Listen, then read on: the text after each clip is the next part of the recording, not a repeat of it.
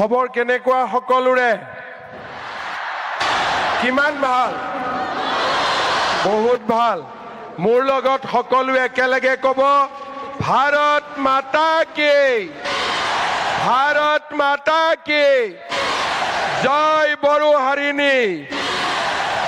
বড়োহাৰিণী জয় আই অসম আজিৰ সভাত আমাৰ মাজত উপস্থিত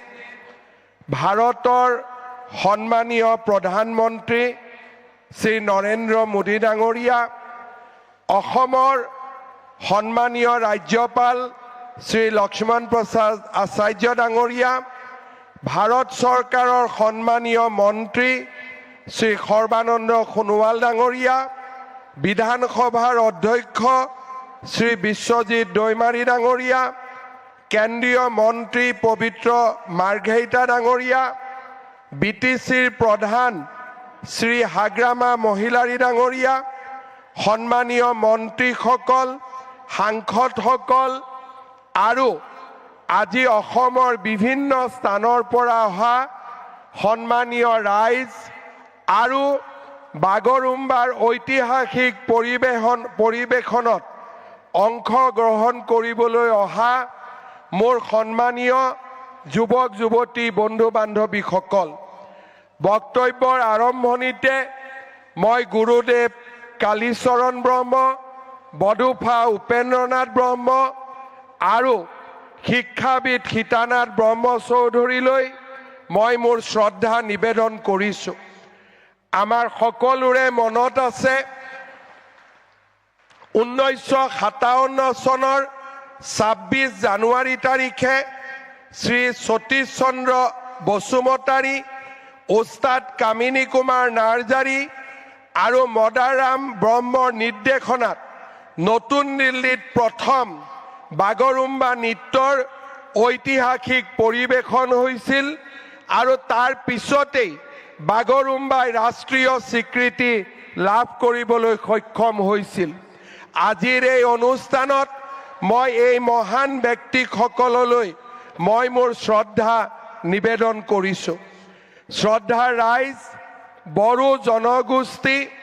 সমগ্ৰ ভাৰতবাসী আৰু অসমৰ ৰাইজৰ বাবে গৌৰৱৰ প্ৰতীক আমাৰ স্বাভিমানৰ প্ৰতীক বাগৰুম্বা নৃত্যই অসমৰ এই মহান জনজাতিৰ বড়ো জনজাতিৰ কৃষ্টি আৰু সংস্কৃতিক প্ৰতিনিধিত্ব কৰে আজি আমি অত্যন্ত গৌৰৱ অনুভৱ কৰিছোঁ যে আজি অসম চৰকাৰৰ উদ্যোগত আৰু আমাৰ বড়োলেণ্ড টেৰিটৰিয়েল কাউন্সিলৰ সহযোগত বড়ো জনগোষ্ঠীৰ জাতীয় সংগঠনসমূহৰ সহযোগত 10,000তকৈ অধিক যুৱক যুৱতীয়ে সৰু সজাইত বাগৰুম্বা নৃত্যৰ পৰিৱেশন কৰিব মোৰ যিমান দূৰ মনত আছে বড়ো জনগোষ্ঠীসকলে ইমান ডাঙৰ সাংস্কৃতিক পৰিৱেশন বোধ হয় গুৱাহাটীত এয়া প্ৰথমবাৰৰ বাবে পৰিৱেশন কৰিবলৈ আহিছে যি আমাৰ ইতিহাসৰ বাবে এক মাইলৰ খুঁটা হৈ ৰ'ব 2023 চনৰ 14 এপ্ৰিলত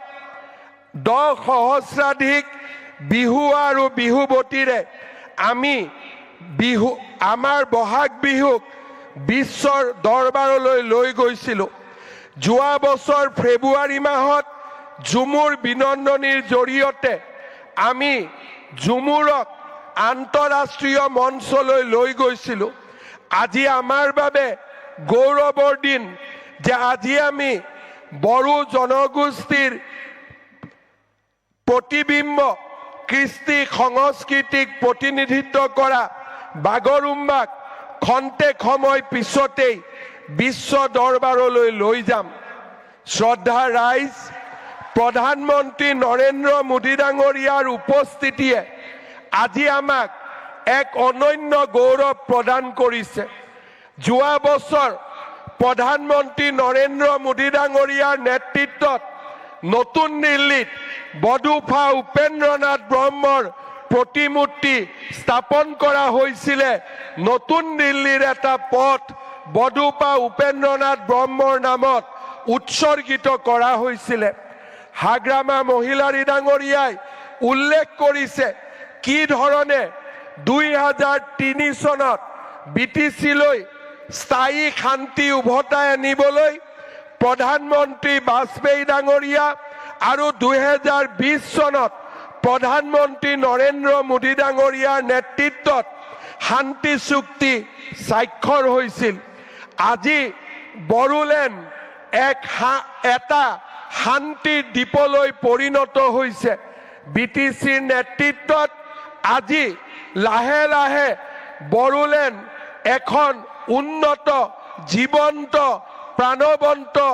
এক অঞ্চললৈ ৰূপান্তৰ হৈছে প্ৰধানমন্ত্ৰী নৰেন্দ্ৰ মোদী ডাঙৰীয়াই আমাক দিয়া বড়োলেণ্ড ৱেলফেয়াৰ কাউন্সিলৰ জৰিয়তে বিটিচিৰ বাহিৰত থকা বড়ো জনগোষ্ঠীৰ লোকসকলৰো আজি আমি আশা আৰু আকাংক্ষা বাস্তৱত ৰূপায়িত কৰাৰ কামত আগবাঢ়িছো মই বিশ্বাস কৰোঁ সংস্কৃতিয়ে মানুহৰ মাজত সমন্বয়ৰ সৃষ্টি কৰে বাগৰুম্বাৰ এই প্ৰদৰ্শনে বড়ো জনগোষ্ঠীক আমাৰ অন্যান্য অসমত বাস কৰা জনগোষ্ঠীৰ ওচৰ চপাই লৈ আহিব এখন বৰ অসম আৰু এখন মহান ভাৰতৰ আধাৰশিলা স্থাপন কৰিব মই অসমবাসী ৰাইজৰ হৈ পুনৰ এবাৰ আমাৰ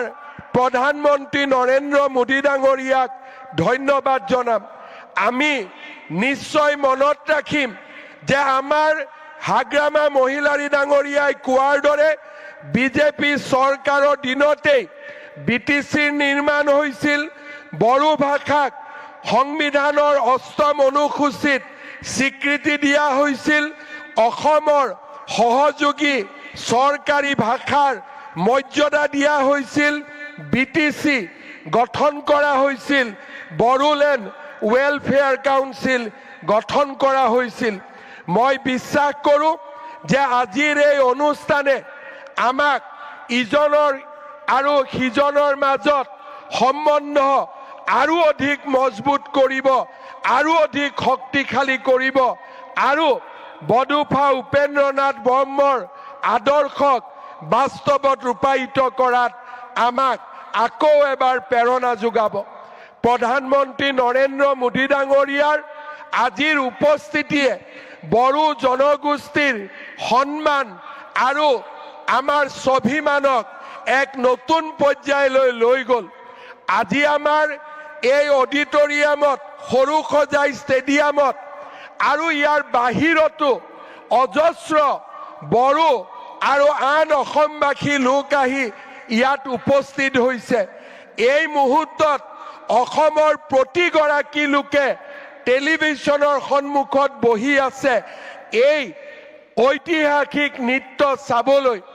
দেশ আৰু বিশ্বত বাস কৰা বড়ো জনগোষ্ঠী আৰু আন অসমৰ জনগোষ্ঠীসমূহে আজি টেলিভিছনৰ পৰ্দাত অপেক্ষা কৰিছে ঐতিহাসিক নৃত্যলৈ প্ৰধানমন্ত্ৰী নৰেন্দ্ৰ মোদী ডাঙৰীয়াক আমি কিহেৰে ধন্যবাদ জনাম আমাৰ সন্মুখত একো ভাষা নাই মই উপস্থিত ৰাইজক অনুৰোধ কৰিম সকলোৱে নিজৰ মোবাইলত টৰ্চ লাইট জ্বলাই প্ৰধানমন্ত্ৰী মোদী ডাঙৰীয়াক এবাৰ অভিবাদন জনাওক সকলোৱে থিয় হৈ নিজৰ নিজৰ আসনত থিয় হৈ হাত তালিৰে মোদী ডাঙৰীয়াক সকলোৱে সম্বৰ্ধনা জনাওক আৰু মোবাইল আমি আকৌ এবাৰ সুন্দৰভাৱে ইফালৰ পৰা সিফালৰে